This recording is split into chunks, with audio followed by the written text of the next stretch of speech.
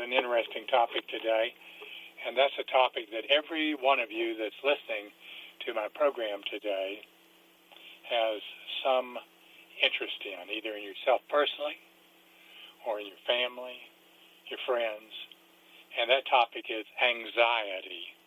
Mm-hmm. And we have a guest on our show today.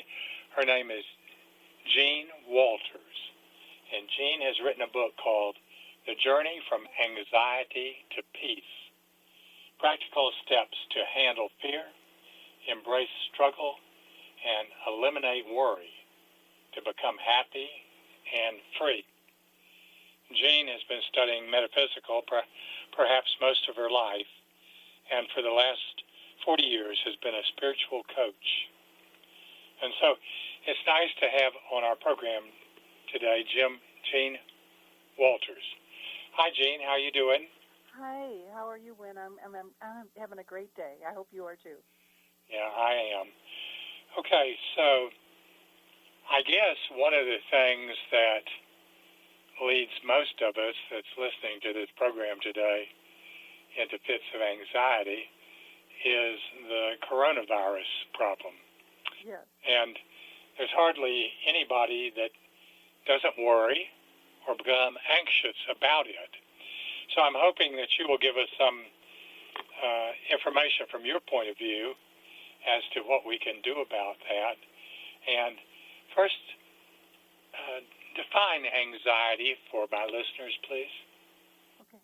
I think most people recognize anxiety by a feeling within themselves of nervousness, where whatever comes up, they tend to go toward the dark side of it. So, for instance, if it's raining, they might think of it's going to be dangerous outside.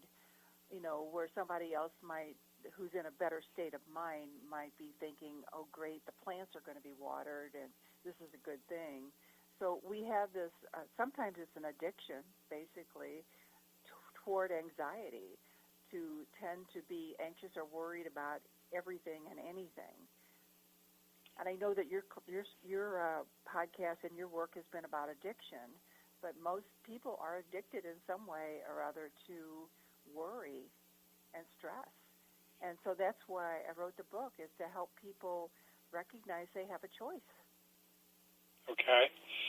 So of the 21 symptoms of addiction, of the 30 different kinds of addiction, the number one or number two symptom is anxiety. Interesting, huh? Yes, yes. So it fits very well, doesn't it? Yeah. So practically everybody on some level has anxiety. Mm-hmm. And how do you relate anxiety to worry? Are they the same? Is there a difference? Worry and anxiety are pretty much the same thing. Okay. And a lot of it goes back to trying to control everything. We can't. There's certain things we can control, and most things that we can't. One of the things we can control is ourself and what we do with our mind. But it is a discipline that most people don't understand, that just because something is going on in the world does not mean that we have to become addicted to it, or we have to let it become a point of worry for us. Because while that thing is going on, the pandemic, for instance, there's other things that are going on that can produce much joy and happiness in our life. And we have to find a way to discipline our thinking to where we can live more in a state of gratitude and a state of appreciation than in a state of constantly fretting about what might happen tomorrow or today or with someone we love, etc. So it seems to me that you're talking about having a choice, and that choice might be seeing anything as a cup half full or a cup half empty. Right. And when you're talking about addictive behaviors, the one that goes closest to that is negative thinking. Yes. And if you are a negative thinker, more of the time you're going to think about the bad things, the dark side, like you talked about. And if you're not addicted to negative thinking, then perhaps you can see everything as a blessing or something with a potential for good. Well, I have talked to so many people over the years, and people will tell me, like, having that illness is what helped me turn my life around. I didn't realize it, but it was the best thing that ever happened to me. Or when I got divorced, I realized that that was the beginning of a new life for me, and I decided not to see it as a failure, but as a graduation. So I mean, there's ways that we can begin to explore our thinking and realize that we can make turns in the road. We can learn, we can teach ourselves to think in different ways, so that we're not addicted to this idea that everything is terrible and life is ready to crash around you any moment. Much of that has been taught us as we've grown up in life. I mean, my mom was the greatest warrior in the world, and she was also my great motivator to try to understand another way to be. So even in her fretting and worrying, I learned that I could find a different way to do it. So, what do you think is the purpose of anxiety in the world? Yes.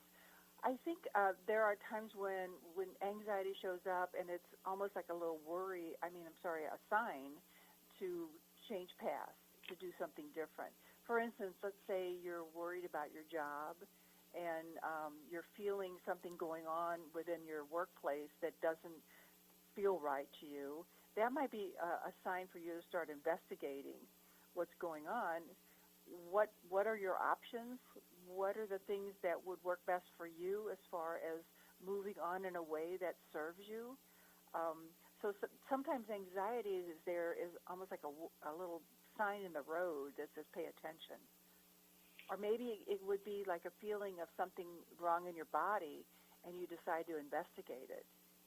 Or you might find out that you're not getting the right nutrition, and so therefore you change the way you approach nutrition. And then anxiety has served you. What we don't want to do is spend our life being anxious. No, certainly that's counterproductive. Yes. And tell me some specific ways that a person can listen to their inner thoughts and rhythms. Okay. Well, I mean, certainly much of what I'm talking about is learning to cultivate a certain mindset. And the fastest way to shift yourself out of worry and frenzy and anxiety is through gratitude. Because especially in the United States, I mean, and I've been all over the world actually, we always have so much to be grateful for. And when we move into gratitude, our energy begins to shift into a higher vibration. We're actually feeling happier. So that would be one way. Learning to meditate is another, where we learn how to go into the stillness that we have within. Everyone has a place of peace and stillness inside. If we keep our attention always focused on the world and the material world, especially the news, I mean, we're always going to be in some sort of state of drama. But if we learn how to quiet and go in to our heart, for instance, go into the place of stillness, we can cultivate a sense of peace that overrides everything. If you're anxious, I've got a suggestion. Sure. Turn off your television. Oh, gosh, yeah. Because their job is to make you anxious, yes. to put fear in you, yeah. to bring stuff to your understanding that you would have never known about if you hadn't been on the Good Morning America or one of those shows. Yes, exactly. And it makes people very anxious. Absolutely. And just because someplace someone shot somebody does not mean that it's going to come to your door. But so if people start kvetching over that and worrying and fretting over things that are never, ever going to happen, all they do is keep themselves so frenzied that they can never feel peace. And then they end up doing things like alcohol and drugs to try to quiet themselves down, when the whole time all they had to do was learn how to discipline the mind so that they could go into a quiet space and begin to cultivate something much deeper. It will give them a connection to our source of divinity, to our source of spirituality, and then it will help us kind of move back into our natural rhythm, because our natural rhythm is not frenzied. Our natural rhythm is smooth. And I always think about if you were in nature, you would notice there's a certain rhythm with nature, and that would be a way to reconnect are you there, to the natural rhythm of what we have for ourselves. So someone told me once, and I think it's true, that 90% or better of the things that you worry about never come true. Right. And of the rest of them, you couldn't do anything about it anyway. Right. So right. why worry? Yes. It's like the prayer of Francis of Assisi, to help me to know what's real and what's not, and what I have control over and what I don't, and how to let it all go. I mean, that's a good way to approach life. Right. Now, in your media kit, you said that you can talk about 3 steps to the antithesis of anxiety. Would you explain that to me? Okay. Well, I'm trying to boil it down to 3 steps. To the antithesis of, first of all, I would say, connect with your natural rhythm. And again, one of the easiest ways to do that is just to move out into nature, take a walk, get outside, and begin to feel the energy of life as it moves through the trees and plants. Once we connect with that, we can feel it. We can slow ourselves down, and we can get more grounded in what is truth, what makes sense, what is our natural rhythm. And the second thing would be to reframe your mind to where you're always looking for the positive. You're looking for love in each. There's love present in every moment. We can train ourselves to begin to see that. There's a smile on someone's face. There is someone that wants to reach out and be helpful. There's someone that's trying to support you. So we can't see that when we're in anxiety. We can't see it. But when we begin to look for it, when we recognize those simple things that are always there, someone who, moves out of the way so you can go forward, someone who holds the door open, those are such simple things, but they're present all the time.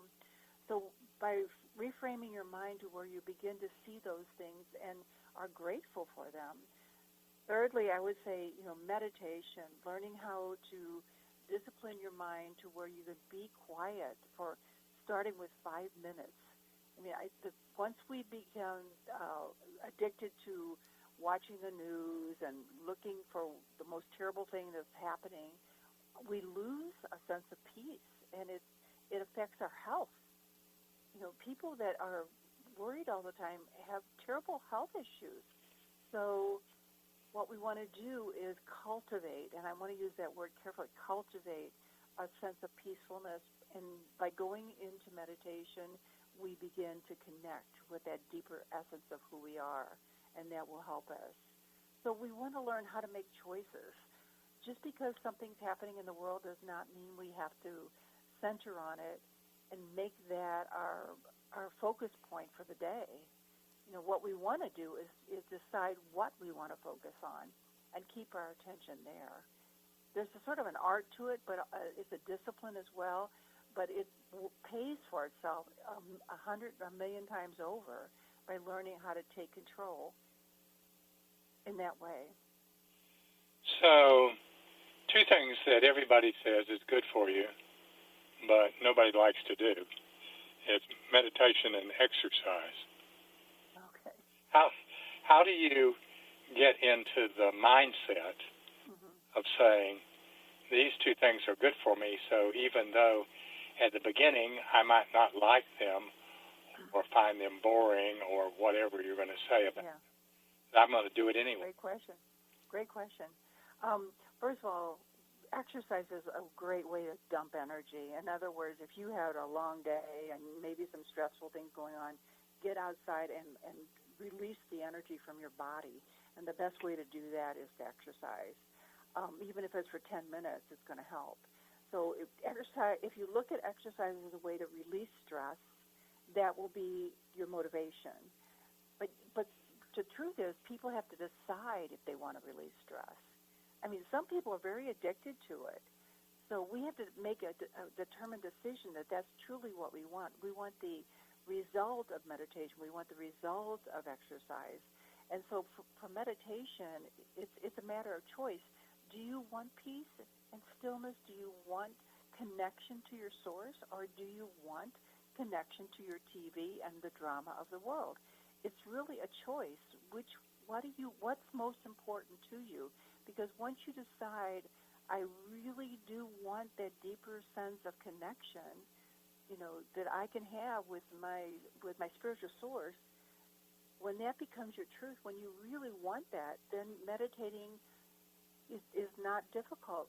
But we start with 5 minutes, because what we're actually doing is shifting our mind from one kind of thinking to another. And so that happens, that's a gradual thing. We don't try to meditate for half an hour. We start with 5 minutes. And as you get acclimated to the stillness for 5 minutes, then you want 10 minutes.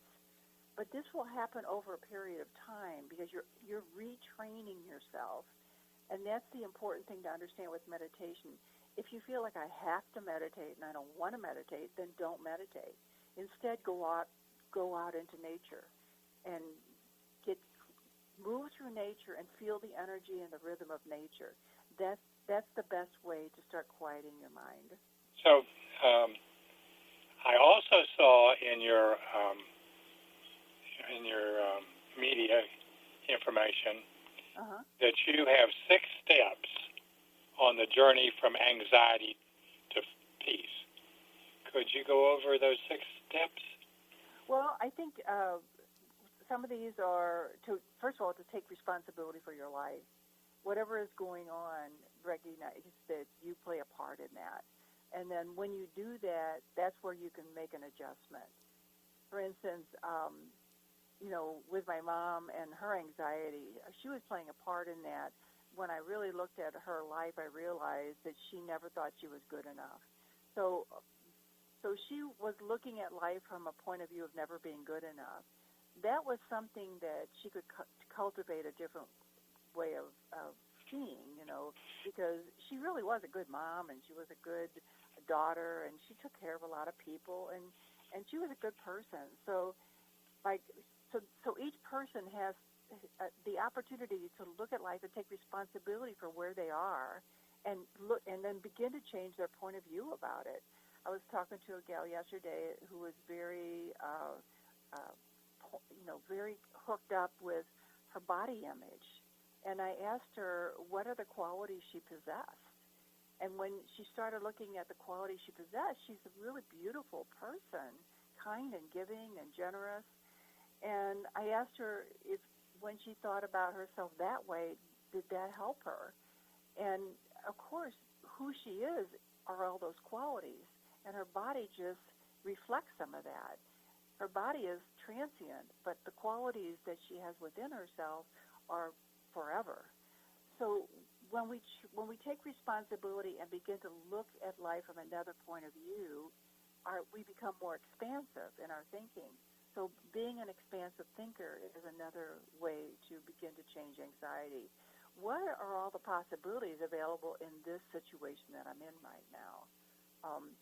What is another way of me becoming while I am in this situation? And that could be even with harassment, where people are being harassed and they step back a little bit and start asking themselves some questions about that. What are my options right now, and how can I look at this differently? How can I see an opportunity here? And that doesn't mean an opportunity to be harassed, but that means an opportunity to take some kind of action. Some people are harassed because they don't know how to stand up for themselves. Maybe the opportunity is to do that. Then there's another thing of just whatever is in front of you that needs to that you need action on, take it. I mean, many people won't act because they're afraid of they won't do it right or they're going to fail or whatever. But the point is that action is better than non-action. Getting serious about where we want to go, what we want to accomplish, and then start with baby steps. I think people oftentimes feel like they have to discover the cure for cancer or something, and then that makes them, viable. But the point of it is anything that we do to move ourselves forward is a wonderful thing. So we want to take baby steps and just keep moving. Is there a class you need to take? Is there a book you need to read? Is there a contact you need to make? Begin by taking action. Move forward in any way. Become an expansive thinker. What are the possibilities here? If you need to do something, just do it. Don't think about cleaning your house. Get started. Start with a bathroom. Start there. Start with the dishes and the things. Do something to change the environment you're in. And also, when you get nervous or anxious, if you're inside, go outside. If you're outside, go inside. Begin to change something. If you're sitting down, get up and walk. Change something in that moment, because just moving the energy will help you. So be aware of that, because whatever we're doing, we can begin to, if we're on the internet, get off the internet. So we begin to change by just moving and adjusting. And then another thing is to really allow yourself some time to relax, to just take time to just, observe and relax. I mean, whether it's reading a book or doing something that's very calming for you. I think a lot of anxious people are just doing, running, without attention, without conscious attention, without being mindful. And it's almost like they're running away from themselves all the time. So to learn how to relax, to learn how to just be quiet and do something that's calming is going to be how it's knitting, something on that order where you're really having to be present with yourself.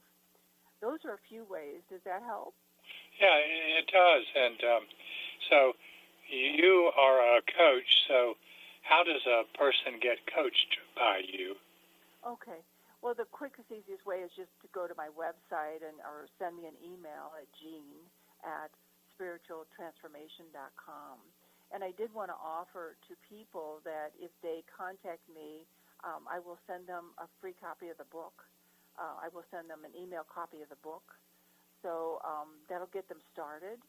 So just feel free to contact me at jean@spiritualtransformation.com, and I would be happy to send you a copy of the book.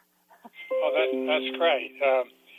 So the book is called The Journey from Anxiety to Peace, Practical Steps to Handle Fear, Embrace Struggle, and Eliminate Worry to Become Happy and Free. Is that available on Amazon? Yes, it is available on Amazon, and I'm really happy that it's been an international bestseller. And I really love the idea of being able to connect with people and help them in some way. I think if they get the book, they'll find something in there that will be useful to them. Something will connect. Well, that's great that you're doing such important work and that people can actually listen to all the great ideas that you have if they want you to coach them. Yes.